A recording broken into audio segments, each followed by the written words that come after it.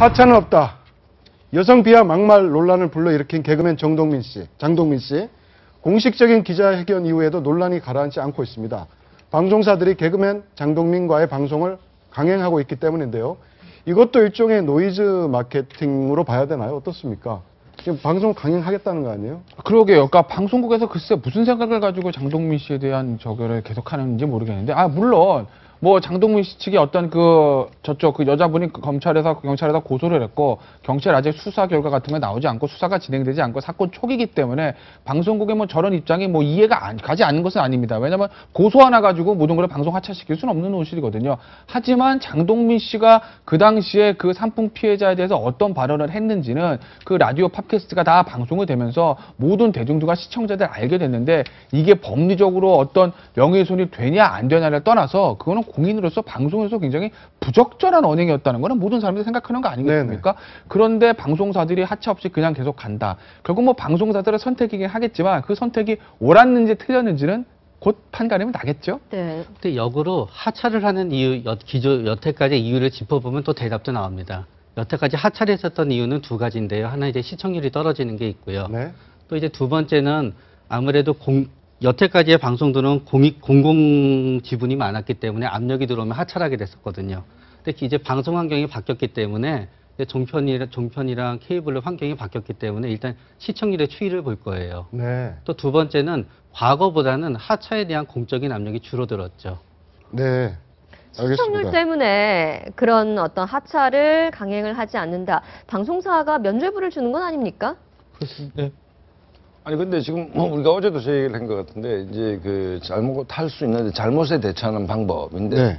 방금 뭐 최 선생님 말씀하셨듯이 이제 프로그램이 워낙 많아졌죠. 과거에는 공중파 중심이었다면 뭐 나갈 수 있는 프로그램이 한정돼 있었는데 요즘 워낙 많아졌고, 그다음에 방송사 입장에서는 당연히 시청률을 생각할 수밖에 없는데, 예능 뭐 개그맨들 숫자는 또 작습니다. 그렇다고 보니까 시청률을 안정적으로 담보하는 뭐 저런 분들이 방송사 입장에서는 당장 하차시키기가 아깝겠죠. 아깝지만 장기적으로 봤을 때 방송사 입장이 아니고 저분들 입장에서 봤을 때 과연 이것을 이렇게 얼렁뚱땅 가는 것이 자기들이 연예인으로서의 생명력을 지속하는데 옳은 것인가는 전혀 다르다. 그러니까 방송사의 논리와 개인의 어떤 그 공인으로서의 생명 문제는 좀 별개의 문제인데, 어쨌든 제가 보기에는 좀 잘 대처하는 것으로 보이지는 않습니다. 네. 어떤 의미에서 성완종 게이트를 대처하는 여당의 방침이나 저거를 대처하는 옹달샘의 방침이나 일맥상통합니다. 네, 지금 이 장동민 씨를 비롯한 3명의 옹달샘의 막말 파문이 불거진 지도 며칠이 지나고 있는데, 바로 어제 한 방송사의 프로그램에서 또 하나의 논란이 불거졌습니다. 바로 장동민 씨의 거짓말 논란인데요. 이 기억하시죠? 이 삼풍 백화점 생존자에서 고소를 했는데, 이 고소인 측에 장동민 씨가 손편지를 내가 전달하기 위해서 3시간 동안이나 기다렸다라고 이야기를 하지 않았습니까? 그게 그제 얘기였죠. 예, 그런데 그 네. 고소인이 사실과 다르다라고 이야기를 했다는 거죠. 네. 그러니까 결국 저게 그 장동민 씨 입장에서는 어찌됐건 간에 이게 검찰에 고소가 된 거고, 뭐 이제 정치적으로나 법리적으로나 그 용서는 필요했겠죠. 왜냐하면 본인이 방송 활동하기 위해서는 사죄하고서는 용서를 받는 모습을 보여줘야 될 것이고, 그건 정치적인 측면인 거고, 법리적인 측면에서는 저게 반의사불벌죄니까 고소인이 고소를 취하야만 하면 아예 수사를 안 받거든요. 그런 이제 피해자를 만나려고 한 건데, 피해자가 직접 당연히 안 만나주겠죠. 그러니까 이제 피해자 쪽, 즉 고소인 쪽 변호사 사무실에 가서 내가 사과의 편지를 두고 왔다. 근데 변호사가 없어서 기다리다 왔어. 왜냐면 내가 왜 기다렸냐면 변호사 만나서 잘 설명하고 피해자한테 좀 말 좀 잘 전해달라고 그러려고 찾아가서 3시간 기다렸어 라고 얘기했는데 알고 3초랍니다. 그러니까 30초. 뭐 고소인 측 얘기긴 하지만 그 얘기는 뭐냐면 사무실 찾아가지고 이거 무슨 변호사 전해주세요. 툭 던져놓고 왔단 얘기거든요. 네. 그렇게 되면 장동민 씨가 왜 편지를 찾아가지고 그 변호사 사무실까지 갔는지에 대한 본인의 어떤 절절한 의사 얘기들, 그 진정성 이런 것들이 완전히 없어지는 게 되니까 장동민 씨 뭐 거짓말 논란 하나 있고 진정성 논란 하나 있고 이래저래 계속 뭐 좀 궁지에 몰리는 것 같네요. 또 뭐 역설적으로 재밌는 게 다시 또 장동민 씨께서 보도자를 나와서 상당 기간 기다리고 있었다라고 또 얘기를 했거든요. 예, 논란이기 때문에 상당 시간이라는 얘기. 논란이기 때문에 장동민 씨 측의 해명 또한 저희가 전해드려야 될 것 같은데요. 지금 그렇죠? 보시면 당사자께 전달해달라 죄송하다라고 했지만 직원이 돌아가라라고 했다. 그래서 장동민과 매니저가 건물 밖에서 상당 시간 대기했다.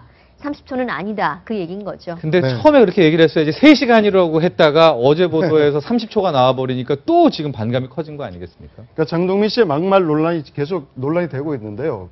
결국은 그 막말 논란의 대상은 약자지 않습니까? 대부분 약자인데 역대 막말도 마찬가지로 약자들을 상대로 했습니다. 한번 보시죠. 네. 김구라 씨, 뭐, 여기 위안부 비하 발언이 있었고요. 있었고요. 윤종신 씨. 생선의 발언도 있었고, 유희열도 마찬가지 여성 팬, 특히 여성에 대한 막말이 많았어요. 그리고 김진표 일배 발언도 있었고, 네, 이렇습니다. 결국 연예인들의 하차와 복귀, 막말에 좌우된다고 봐야 되는, 어떻습니까? 굉장히 그런 사례도 많았고. 근데 저게 막말이 왜 약자를 대상으로 할 때만 형성이 되냐면요. 강자를 대상으로 막말을 하면은 사람들이 막말이라고 하지 않고 용기 있다가 되거든요. 네. 그렇기 때문에 강자를 대상으로 하는 막말은 전부 여가가 되고요. 용기 네. 있고 올바르고 개념 있다. 반대로 약자를 대상으로 한 것만 막말이 되게 되는 거죠. 그런데 네. 저렇게 지금 장동민 씨의 가장 커다란 문제는 약속을 하지 않고 갔다는 게 문제예요. 약속을 해서 만나주겠다고 하고 갔어야 되는데 일방적으로 찾아간 게 문제고요. 결국은 그거는 장동민 씨가 그동안 충동적으로 얘기를 했던 어떤 장동민 씨의 패턴이 바뀌지 않고 그 패턴대로 움직이다가 또 역풍을 맞은 거예요. 네, 알겠습니다.